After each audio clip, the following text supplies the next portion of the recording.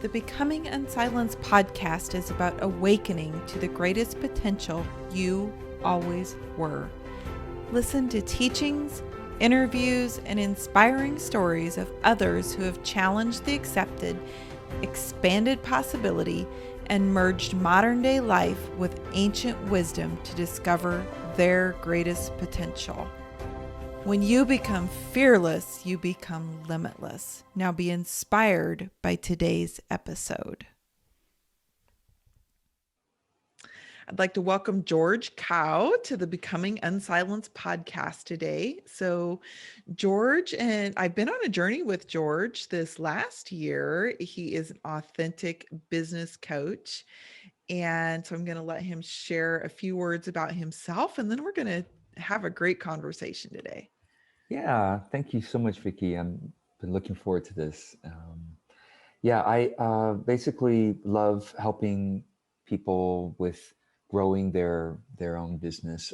Most of people are self-employed professionals that have providing some kind of service, like coaching or mentoring, or they'd like to teach online with their skill set, etc. And I think what makes what I provide unique is that I am, and which we'll talk about in today's episode, is I try to bring more thoughtfulness about how our business is affecting our inner life, because I believe that we essentially create from the inside out. So if we are not conscious about how we're letting our actions affect our inner life, we tend to go along with what other people are, other people's definitions of success, other people's ways of doing things, and we tend to, lose our soul in the process of building something important. So that's what I hope that we will always reclaim, so that we can actually build something that feels and it feels amazing, and it actually makes the kind of impact on others that we hope to. So. Yes, and that is exactly why I wanted to have you on today, because you stand out in your field amongst a field of marketing people who are using tactics that we all get sick of. And you have been a voice that's a different voice that says, let's do this a different way. Let's do this an authentic way. So I'm curious, was that always your philosophy? No, it wasn't. Well, I could say that yes, it's always been my philosophy to try to be, a good influence on others. That's always been my philosophy. But when I first got into learning business and doing marketing, and back in 2009, I was learning from other people. Obviously, we have to, kind of get our skills from somewhere. So I was learning from other business experts, marketing teachers, and still to this day, most business experts and marketing teachers focus almost primarily just on profit, just on sales and profit, and growing one's audience, which of course are all important for a business to stay sustainable and to thrive financially, etc. But the point, I mean, the fact that you all are listening to this or watching this means that that there's more to business than the money. There's more to marketing than growing, becoming popular. And you might say, what else is what's more? Well, sometimes you don't really know until you experience it, you go through it. And that's what happened to me. Like in the beginning, I was effective at learning and doing the mainstream business and marketing tactics. I was good at using social media to get attention. I was great at presenting free webinars that converted people into clients. And then I eventually taught people how to use social media to get attention and convert people on webinars. And that's what I was kind of known for in the early days, is I was good at that stuff. But it always felt a little off to me And over the years, from 2009 to 2012, essentially, my kind of early success um, brought me to eventually like a profound conflict, I could say, with my conscience. Because even though I was seeing people buying and following me and things like that, I had this feeling inside that I wasn't being totally myself with them, and not just, you know, I was emulating the success image and tactics of other people, things that were, now I look back and realize were probably manipulative. And you might say, well, George, manipulative, really? Well, all of us are being manipulated every single day by marketing. Most of us just aren't aware of it. Okay. Yes, um, exactly. right. Right. I mean, so many clickbait tactics, so many tactics of just trying to get your attention. Yeah, so most of us aren't aware of it. Most of us are consumers that most of us probably don't love to be marketed to, right? I mean, some people have good marketing and we enjoy it, but a lot of the marketing we see, it's just interruptive or manipulative in some way. And it's like once you see it, you can't really unsee it. So that's, I started noticing it in others, and I started noticing it within my own actions. And once I did, I said, you know, no matter how much financial success that I'm developing with this, it's not, I can't do this. I can't keep doing it. I just can't, because it's not aligned with my spiritual sort of path, you might say. And actually, it's interesting. Around that same time, I had a kind of a spiritual breakthrough. It coincided and maybe really led to my kind of the sharpening of the conscience and awareness of how do my actions affect my inner life and affect the inner life of others. And so that became super sharp at that point. And I had to stop the way I was doing business completely. That is exactly Um, what I wanted to ask you about, George, is that when you yeah, strip away the business and set it yeah, aside for a moment, what happened for George, the individual, in that kind of spiritual breakdown, yeah. breakthrough? Well, there was this question that came to me that I couldn't let go of. Don't know where it came from, but the question was, what if I had 6 months left to live? It's kind of a weird timeline. Some people say 1 year, or some people say, Mhm. this was the last day, right? But for some reason, 6 months was poignant to me. What if I had 6 months left? It's like just enough time to do some good in the world, a little, at least the good in the people around me, right? But not so much time that I could like build an empire or Yeah. something like that, right? And so it's like 6 months. Okay, that means that I would want to. So I'm not like trying to develop wealth. What I'm trying to do is obviously, make sure that I try to make sure my family is taken care of to some extent, but more than that, to focus on expressing my authentic self in the remaining months of my life, to sing the song that I was meant to sing, and to sing in the way that felt really honest and grounded and real for me. And that was my motivation, that question, which is, I think, a question that all of us can ask and is empowering to ask, because the truth is, none of us know. None of us know how long we have.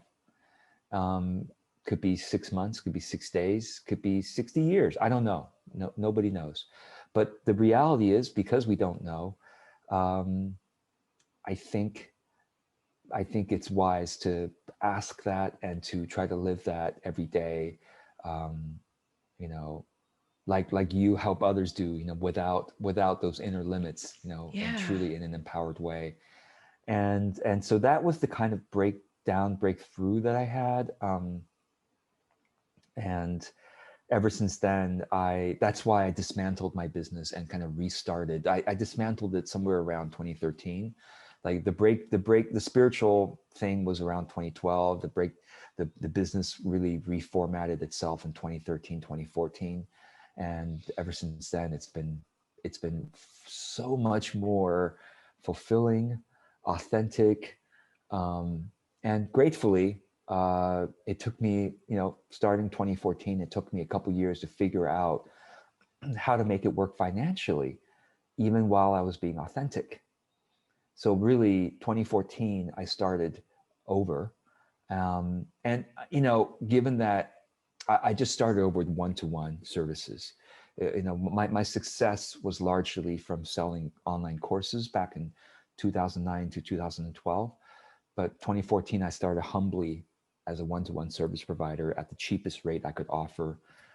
And so people were lucky to get me at that rate back then. And then basically, by 2015, I think I was sustainable again financially, at least just as a one-to-one service provider. And by the end of 2016, I had a waiting list. And then by 2017, 2018, I was teaching online courses again. And now today, 2021, my courses are the bulk of my income.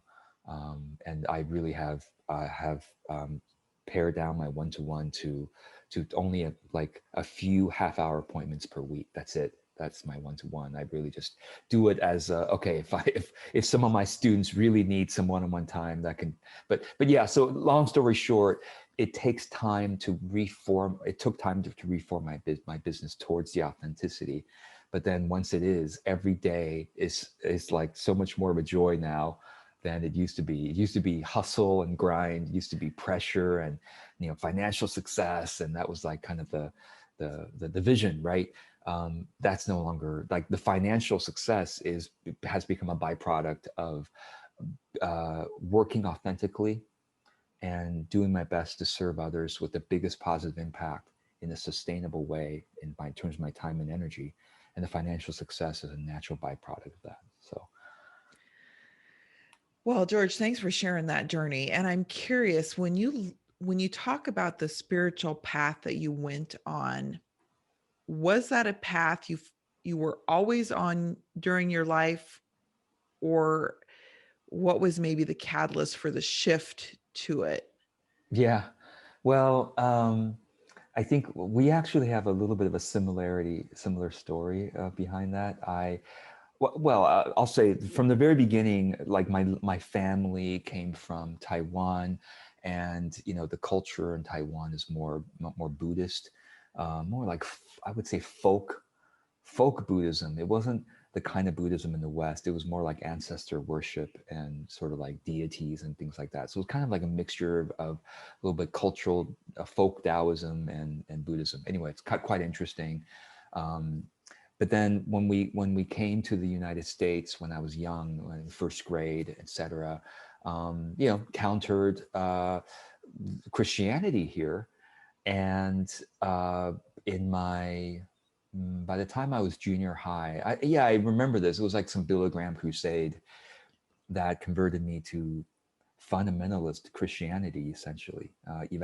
When people say evangelicalism, they don't understand. It's the true evangelicalism is fundamentalism. Right, It's exactly. it's like the Word of God. Bible is the exact, literal Word of God. I mean, I had some of my pastors and mentors who literally believe the earth is 6,000 years old,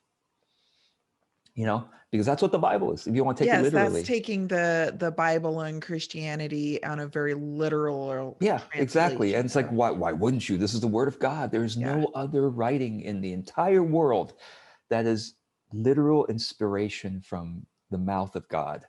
And every exclusionary, creates every an us single versus. word is absolute truth, or every single idea from there is absolute truth. So that was my, starting junior high, I was in, Campus Crusade for Christ. In college, I joined Campus Crusade. In junior high school, I was in the Southern Baptist denomination. It was really the weirdest thing. I didn't even know that was now looking back, like that's a kind of a weird denomination, but it was very quite fundamentalist. Yes. And college campus crusade for Christ. And by the way, I have to say this, some people listening to this are Christians. And I have to say my Christian days were really important actually for my spiritual formation. I learned gratitude. I learned humility. I learned what love truly meant. I learned about God, and I learned about spiritual growth. There is so much good in Christianity that I don't want to throw out the baby with the bathwater, because I really value Christianity. I think that it also, to me, it has the best music in the world. Like Christian worship, praise music is like the rock, it's the best. And I became a praise leader. I was almost that was almost gonna be my career, Vicki. Oh, wow. Probably George, no. the song leader, I huh? was I was a I was a worship I was a church leader. I was the guy leading worship in front of the church and in front of the fellowship, and teaching from the Bible, and I was a Bible study leader, and that was almost my career. I was going to become a Wow. pastor. So in the Wow. So you were evangelical headed tradition. on this Oh yeah. very solid Oh yeah. fundamental For sure. pathway. Oh yeah. And Presbyterian, Lutheran, that um, or non-denominational, quote unquote, which is fundamentalist basically. Right. So I loved it. I mean, these Christian conferences were like life-changing, deeply, deeply emotionally satisfying. And having a fellowship, having your brothers and sisters in Christ who are so close to you, it's really hard to replace, even to this day. Yeah. It's hard to replace being in a I cult. understand that, having walked a Yeah. similar Yeah. path. Oh yeah. Oh Yeah. yeah. It's hard to replace. But what happens is, in my college days, towards the end of my college days, I tried converting one of my professors to evangelical Christianity, and it failed. It backfired. He unconverted me. I mean, it wasn't like but it was a gradual process of conversations where he said, George, I so value your passion for truth, capital T. I so value your humility too. And those are the things I learned from Christianity. Without Christianity, I wouldn't have that passion, that fire for truth, and that valuing of humility and gratitude and love and compassion and all the good stuff from Christianity. So wouldn't have had that. And because, ironically, of the seeking the truth, capital T, and humility, I was therefore able to listen. Mm. You I were said, able to hear I was, well, something different than what ironically, you had kind of been indoctrinated with. which is ironic because I think a lot of Christians or people of any faith who aren't really true to their faith aren't really able to listen. Yeah, I would agree with that. Isn't that ironic? It's like our true faith says to be humble, to be open-hearted, to really listen to others' life experiences, to really love others no matter what, no matter even if they're not the same faith, to love others truly, right? And so that's what I said. You're right, professor. That is my value. And I do want to listen to your life's experiences and to listen to other people's life's experiences, even if they're not Christian. Mm. So as I started listening to all these different religious experiences and philosophies, I said, wow, there are things in the world of which my mind has not dreamed, or whatever that quote is. Like there are things way beyond my worldview that my pastors didn't teach me, that's not even in the Bible. Like, how do I reconcile with these different worldviews? And so that's why I started going to bookstores and reading on these different things and world religions and things like, I'm like, oh, wow, there's so much more here than I realized from my very, very narrow-minded evangelical. Wait, anyway, like, long story short, I'm not saying people should leave the evangelical church or non-denominational church. I'm just saying that we should be willing to learn from other faiths. So I really believe in the interfaith movement. I think people should stay Christians if they want to stay Christian. I think it's wonderful emotionally. It's profoundly wise in many ways, but we have to be aware of the toxicity that's also possible in any faith. in Yes, the anything. danger comes when it becomes it has to be this way, and everyone else That's right. who's not this way is not right. And that's where the danger in any religion or any idealism really Yes. comes in. Any politics too. Yes, we've seen a lot of that Anything, in our yeah, world. anything can be a cult. Anything can be a cult. Even capitalism, you might say, can be a cult, or socialism is a cult. I mean, Yes. it's a if it's a worldview that says I am absolutely right, and if you don't agree with me, you must be wrong. Then There's a there's breakdown. danger. There's a breakdown of learning. Yeah, Essentially, is my opinion. There's a breakdown of learning. A breakdown of brotherhood in the truest sense of the term. exactly. Brotherhood, sisterhood, humanity. And that's what we need more of in this world today, So especially I'm in politics and religion. So, Yes, we need the yeah, coming together. We need the open-mindedness to be able to yeah, say, what do you see that I don't see? And yes, for the other person to be able to say, what do you see that I don't see? And be able to come together. And I think when I have gone on this, similar journey to you, where it comes to religion, I think if we could strip away the religion aspect, most faiths at their core have this principle of love and unity yes, there that's in yes, common, but everybody expresses it in a little bit different way. totally. Like, absolutely. The way you say it is right on. Let's find common ground, because the common ground that probably we'll all discover is, well, the golden rule, isn't it? I mean, every religion Yeah. has it. I'd like you to treat me the way that I should treat you the way I want to be treated, which is with kindness, with forgiveness, with open-heartedness, with curiosity, instead of shutting Yes. down, and judgment, so anyway. So, But who were some of the teachers that you looked to learn in this phase of your spiritual I remember expansion? reading a couple books that really opened my mind. Surprisingly, one of them was M. Scott Peck, The Road Less Traveled. Um, Mm, he's a Christian, but he's more of a mainline Christian, not so much fundamentalist. But that kind of psychology opened my mind to personal development, truly. sure. And what else did I read? Um, I was reading, near-death experiences. I started reading near-death experiences, stories, which you can just Google today, and there's so many YouTube Yeah. videos and articles. But like, as I read near-death experiences, there were experiences from Christians, from Buddhists, from Hindu, like from atheists. It's like, how can an atheist see God? It's like, how does that make sense, right? And so, as I read these near-death, that was really what made the most impact on me. Is as I read these near-death experiences, I've now read probably close to 1,000 to this Wow. point, because I've done it for years now. Yeah, and the commonality is that they all come back, almost all of them come back being much more ecumenical or interfaith, or like, there is definitely God, or there's definitely a spirit world, there's definitely an ultimate truth or ultimate reality, and it's not this one. It's Yeah. not this one. That's what they come back with. There's an ultimate reality that surrounds us, that infuses us. It's about love. Yes, it's about love.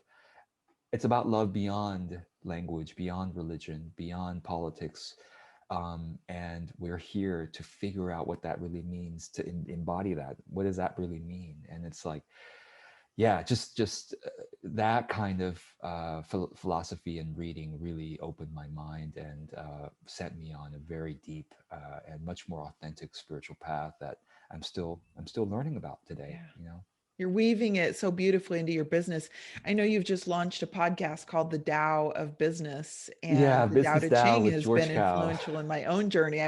So has it been in yours as well? What? Say it again. The Tao Te Ching, Oh, yes, because yes, your yes, podcast title yes. reflects that That's Tao. right. I was just Yeah, yeah. It's this idea of flow, like finding deep and true flow with the energies of life, that allows us to really be in harmony with other people, with harmony with our own inner state, and harmony with nature.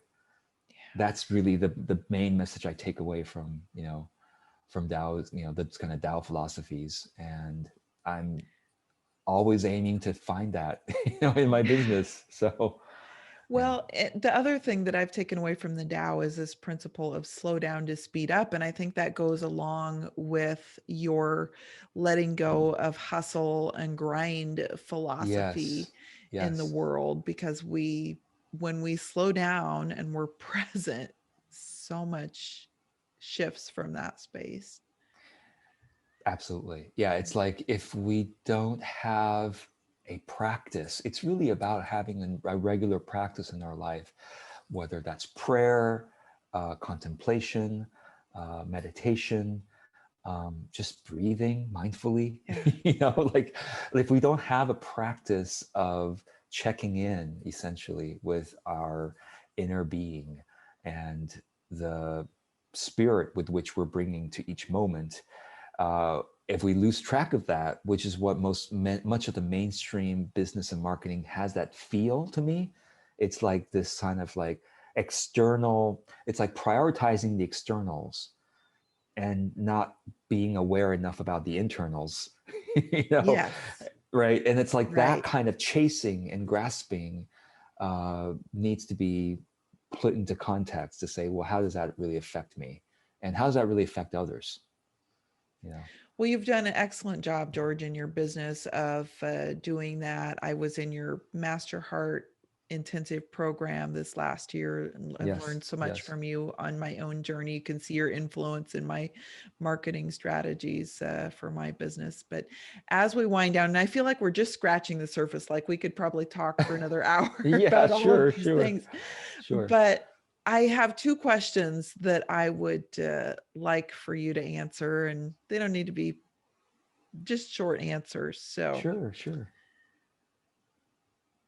how have you been unsilenced in your life? Wow. I love this question. Actually, it's actually quite a deep question for me because I grew up the youngest child in my family, like my two brothers are closer in age and they're like 4 to 6 years older than me. So I was always told to be quiet in my Oh, so family. you When I were was growing up, I silenced a lot. literally had trouble communicating growing up because I was told to be quiet. And then we immigrated to the States when I was still learning my first language, which is Chinese. And I had to learn a second language. So I was actually bullied when I was in elementary school for not being able to communicate well. Mm, So literally, I was wow. silenced for much of my formative years. And I had to learn to become unsilenced. And really what happened was having encouragement, being in a space, and that was like the tutoring class where the teacher was extremely encouraging of me to try to speak, to try to speak up, to try to speak in front of the class. And the students were very caring. So it's like we need to be in that kind of community, in my opinion, to be unsilenced, to be encouraged to speak, and to be loved, to be appreciated. That's how we find our power, in my opinion. Well said. The second question, George, is how has becoming unsilenced helped you to move towards your greatest potential? Oh my gosh, it's everything. I feel like the ability to communicate is at the core of our personal development journey. If we aren't communicating what we're learning and how we're growing, I don't feel like we're really integrating what we're learning and how we're growing.